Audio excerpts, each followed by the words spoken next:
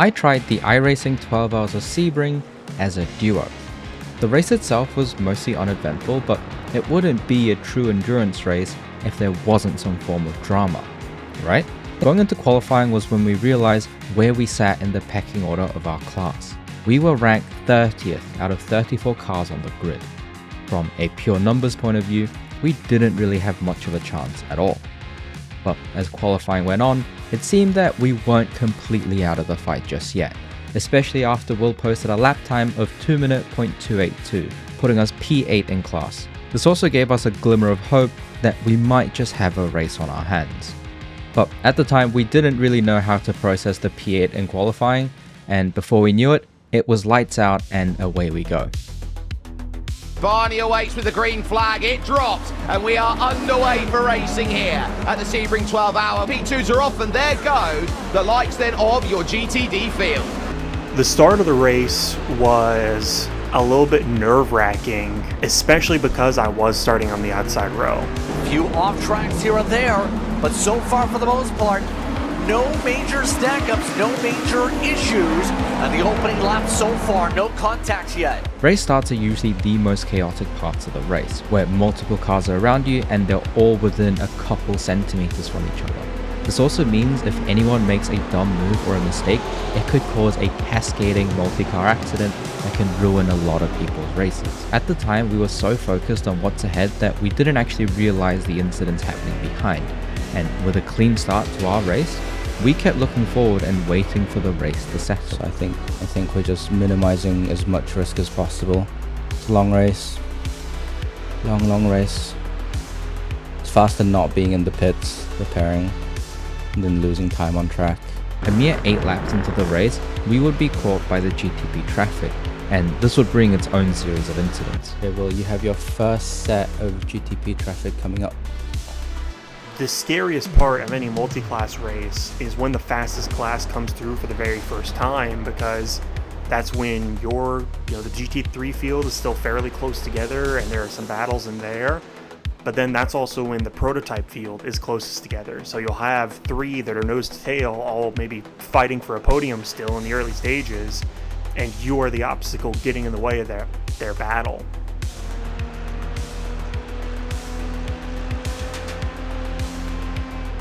Okay. Oh god, what is he doing?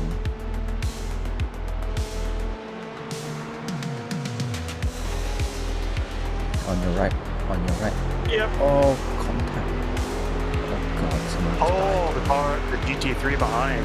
Even with all the incidents happening around us, we managed to keep the car clean, and Will brought the car back at the end of his double stint with a mere 2 incident points picked up from a couple off tracks. Good opening stint, sir. Thank you.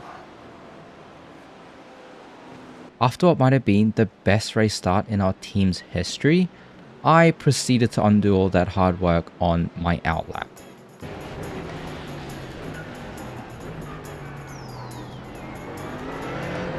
Oh my god. To remember, very cool. Okay. Mustang decided to spin himself on you. Yep.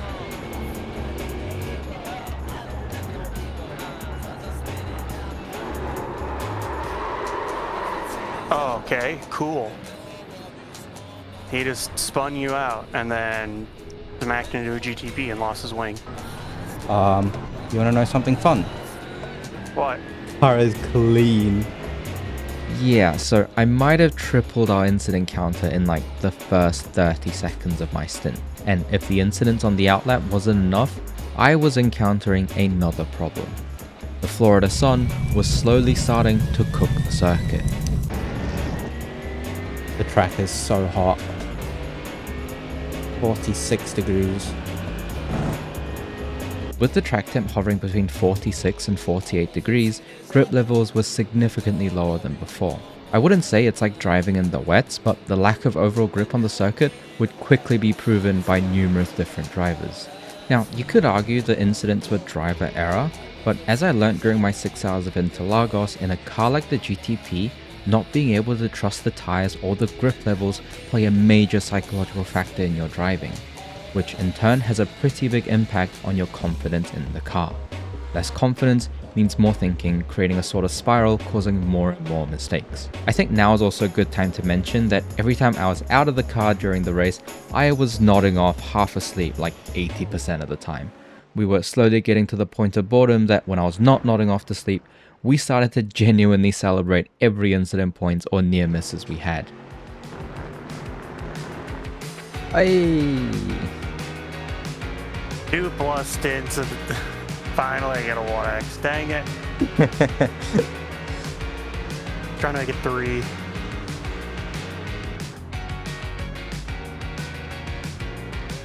Oh. Not a 1x, doesn't count. Not a 1x.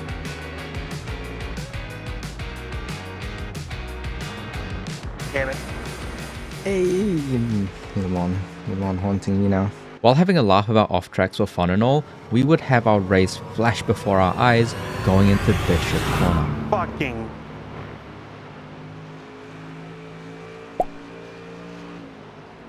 No damage. Really? Yeah, apparently. Sir, your bumper flew off. Where did that? It just reattached itself? Yep, it just reattached itself. No damage. Car looks clean. Okay. What the heck? Why did he just stop on the middle of the track?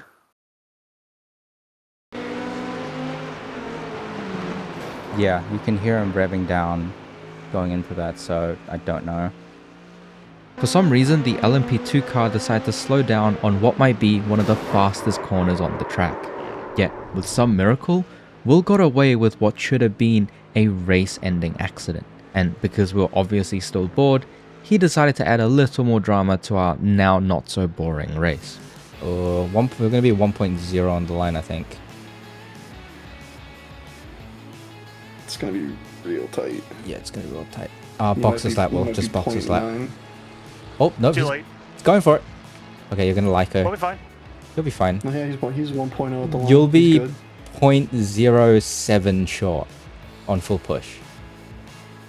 Going into sunset, Will had just about one lap of fuel remaining, and with such a tight margin, I was thinking it would be an unnecessary risk going for another lap. Except Will didn't, and proceeded to take it upon himself to squeeze out the extra lap. Don't worry, it was totally all for the plot. And you thought I wasn't gonna make it back. He's got half a litre left. He's chilling. Oh, half a liter, no biggie. A Coke can left. A mini Coke can at that. Good shit, Will. Good stead. I got back in the car hovering somewhere in net P8 once all the pit cycles filtered through, and we were pretty happy with where we were standing at the time, especially because we both agreed that a top 10 finish in our strength of field would be a pretty good result. Up to P11 though. Well, I should say down to P11, but at P11. I think we're actually P9. We should be net P8, P9, yeah. Seconds. The cars ahead owes us pit stop. Back English. The cars ahead owes us a pit stop. Well, looking at the results right now, and it has us currently can I count properly? Oh my god. Yeah, it has us currently at P9. Oh, whoa, run. Easy. That's the car behind. Remember, full tires, cold fuel. Yeah, full tires, cold fuel.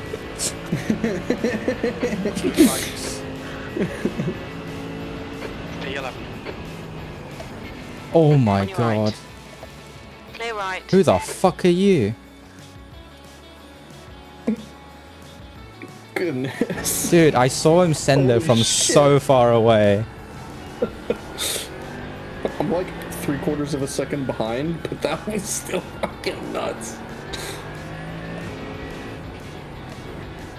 There's an incident in tower. Oh my. Yep, you deserve that.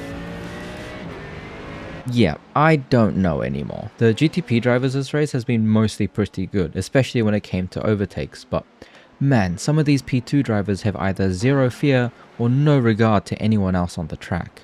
Though I do feel a little bad for them because in their defense, the LMP2 struggles in traffic. The car can't brake as late as the GT3s, and by the time they get to the apex, they don't have the low end on the first 2 gears, which bogs them down. And anything outside of a straight line is a touch too slow to pass the GT3s in a quick and efficient manner. So yeah, they do have it kinda rough. But LMP talks aside, literally nothing happened even remotely around us this stint. I spent the rest of the stint talking about cars and supercharging Brian's Camaro like the car nerds we are. I can't wait to supercharge it. I'm gonna do it. Magnuson sells a drop-in supercharger kit for it. Yeah, it'd be like 10 grand to supercharge it, because I'll have to have everything installed, and there's other parts needed, but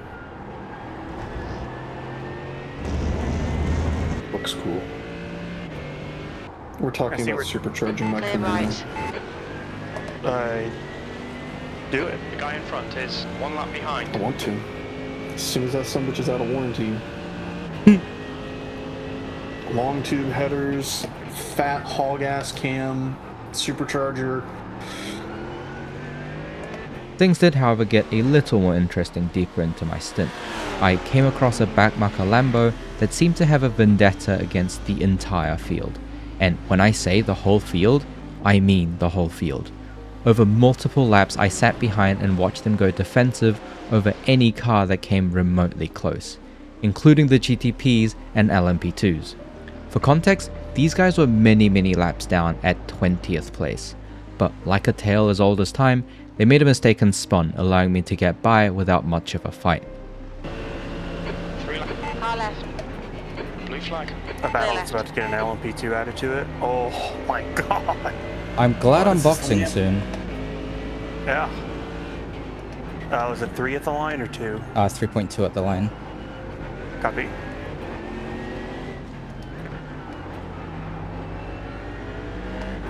Oh, there he goes. Oh my On your god. left. Clear left. You're good. Past the car I- behind. That's a worth off track. Warned about track limits. Yes. You have That is 9 incident 100% points. worth off track.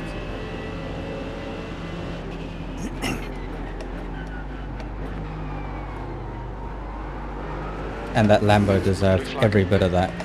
Going into the late afternoon in sim time, I handed the car over to Will for his final double, where he would drive us into the evening before he himself would get off for the night. But before he does head off, in the meantime, while Will was getting blinded by the low sun, I was having a great time just watching the cars go around during golden hour. In the midst of all this, Will's partner asked a very valid question that I didn't really have the answer to. How's it that y'all don't get bored driving around the same track for hours? Autism. Will, your partner asked how we drive in circles without getting bored. What do you think? Because it is. Hold up. Because it's just fun. I don't know.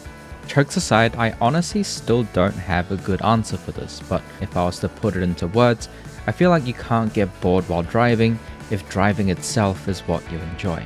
Especially when you hit what everyone refers to as the flow state. Call it a touch of tism or just the passion, but I love it, and I feel like I wouldn't be duoing a 12-hour race if I didn't. With the sun down over the horizon, Will handed me the car for one last time before heading off to bed in real life. Do you have another stint, or is this Nope. box gonna be a switch? Box is gonna be a switch, and then Ren gets to bring it home. Hell yeah. In one piece, right? Please. In a flatbed. Oh god. Yeah, I'll bring it back home in one piece. We stay in.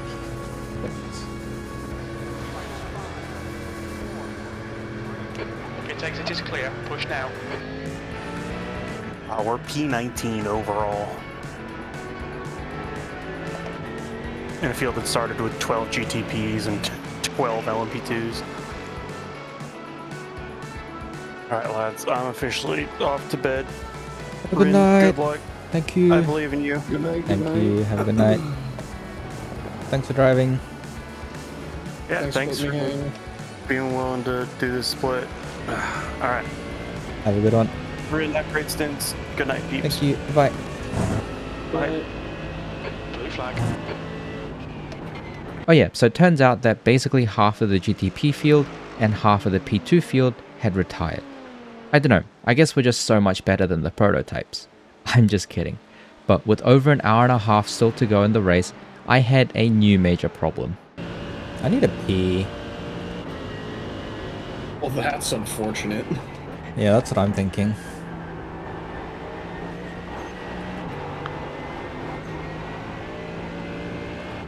I can pee in an hour 37 minutes. I'm gonna say you got like an hour and a half left. We estimate 4 laps fuel remaining. Sorry to say it, buddy, Car but right, clear right. you're kinda in it. Pee in my rig. Gotta do what you gotta do to win. So it has seemed that my biology has decided to work against me and I had to use the bathroom. Not like I was going to pee my pants, but definitely a little uncomfortable. Hoping that I don't need to pee in my rig, I continued on, slowly waiting for the time to tick down. And as the final stint was coming up, I thought it would be a great idea to try calculate how much fuel I'd need to finish my race. Can you do some math for me? What do you need? So...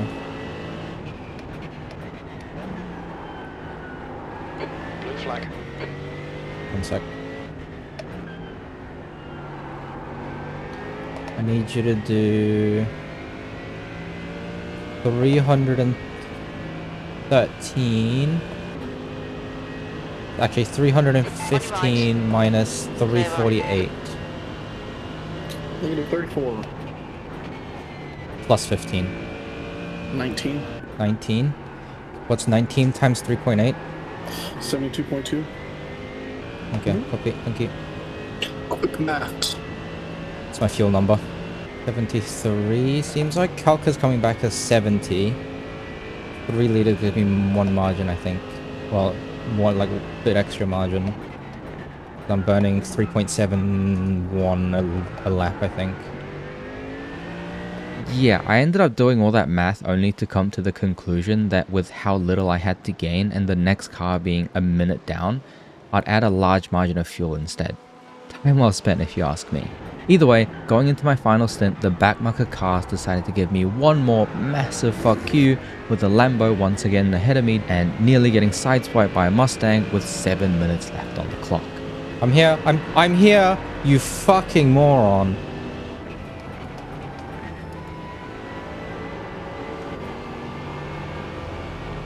Unaware, like actually unaware. There's an incident in Christensen. Looks like it's Oh. Ivan. Oh, Yellow flag. oh, we're okay. The final cherry on top was P7 and P8 in my class battling it out on the last couple laps of the race, only for one of them to box on the final lap. This is scary. This is very scary.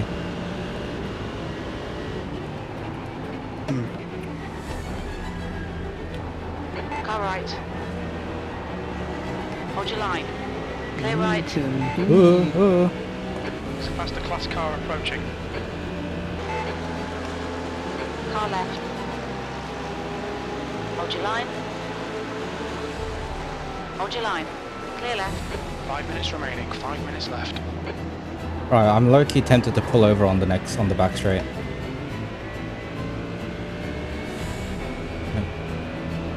Driving with a bunch of morons behind me.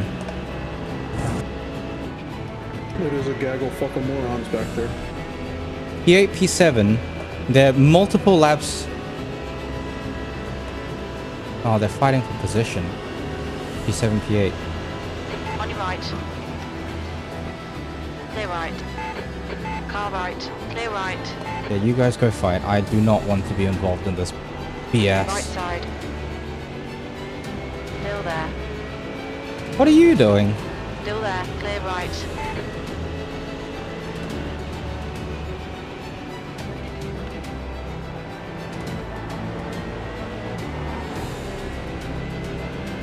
P8's boxing. He must be getting drive-through with the incident points. What are we doing? To go. All that battling to get a drive through. Come on, lads. Okay, last lap. With the white flag finally being waved, all I had to do was bring the car home. Except, that's not very exciting for the plot, is it? Oh, yep, add some drama to the last lap. You know, Rim, one of the things that I used to think was so stupid, but now that I've experienced it, I will never not have them. Sex.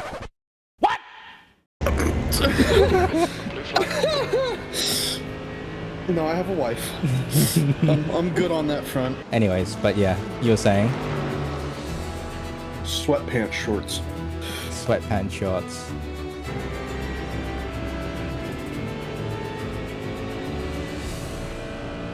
P5, there's the finish. Good drive today. Impressive.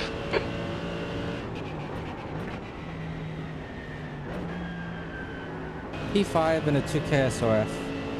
I think this is the highest I finished in a 2K, like 2K plus SOF field. A P5 was more than I'd expected. You know, I took the grid thinking a top 10 would be a success. Starting above where I qualified would be incredible, but a top 5 was something that I thought would probably be out of reach, but it didn't matter. There were 2.6K drivers, 2.3, 3.2, you know, didn't matter how much iRating any of those guys around had. We were able to put together a clean, intelligent, high-quality race and knocked it out of the park with a great finish. Good race. I need to pee. I'll be back. I think that's what endurance racing is sometimes. A good position doesn't always go to the fastest drivers, and it's not always the most exciting race. Keeping the car clean and staying out of the pits is way faster than ultimate pace if you end up binning the car. We definitely had some scary moments in our race as well, but in the grand scheme of things, this was by far the least eventful race we had, and yet it might have been our best race yet.